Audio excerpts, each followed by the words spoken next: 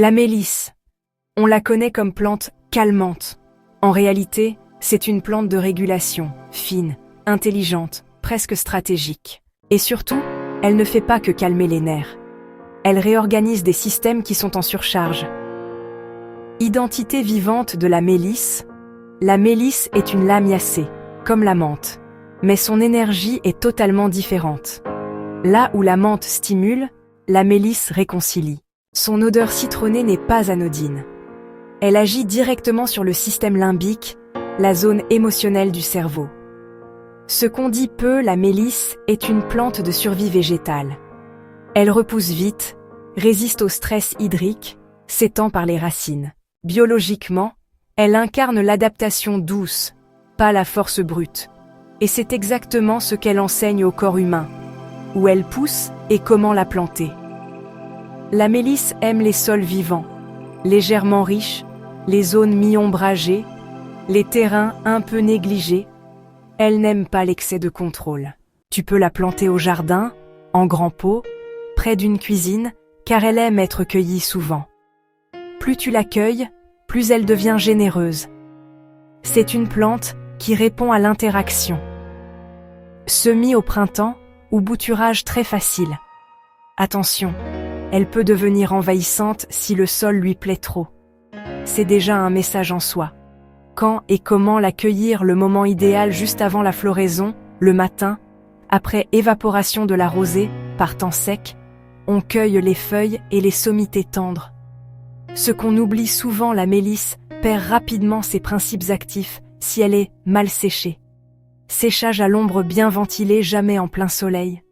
Sinon, elle devient juste parfumée, mais thérapeutiquement vide. Son action phytothérapeutique. Oui, elle est anxiolytique, antispasmodique, digestive. Mais ce qui est rarement expliqué, elle agit sur l'axe intestin-cerveau. Elle calme les spasmes digestifs liés à l'émotion, pas à la nourriture. Elle soutient la thyroïde en douceur, pas en stimulant, mais en diminuant l'auto-agression du système nerveux. Elle freine certains virus, notamment les virus à enveloppe lipidique, herpès. C'est une plante antivirale, mais discrète.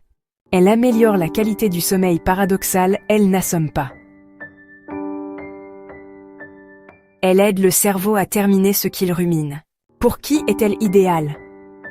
Adultes en surcharge mentale, enfants anxieux, hypersensibles, en tisane légère, personnes avec nœud à l'estomac, palpitations émotionnelles, fatigue nerveuse sans dépression, prudence, hypothyroïdie, sévère non suivi traitement lourd, demandez conseil sur sa forme d'utilisation. En tisane de feuilles fraîches ou sèches, infusion courte de 5 à 7 minutes le soir ou après un choc émotionnel. En teinture mère pour les terrains anxieux chroniques, idéal en cure courte. En hydrolat méconnu mais excellent pour les enfants et les personnes très sensibles. En usage externe compresse sur le plexus solaire, soutien après stress intense. Sa dimension plus subtile, la mélisse est une plante qui réapprend au corps la sécurité. Elle dit au système nerveux, tu peux relâcher. Il n'y a pas de danger immédiat. C'est une plante pour les personnes qui tiennent trop longtemps avant de craquer. Et qui oublient de descendre dans le corps. La mélisse n'est pas une plante faible. C'est une plante de régulation fine, de cohérence, de retour à l'équilibre. Si cette plante t'attire, ce n'est pas un hasard. Le corps sait souvent avant la tête.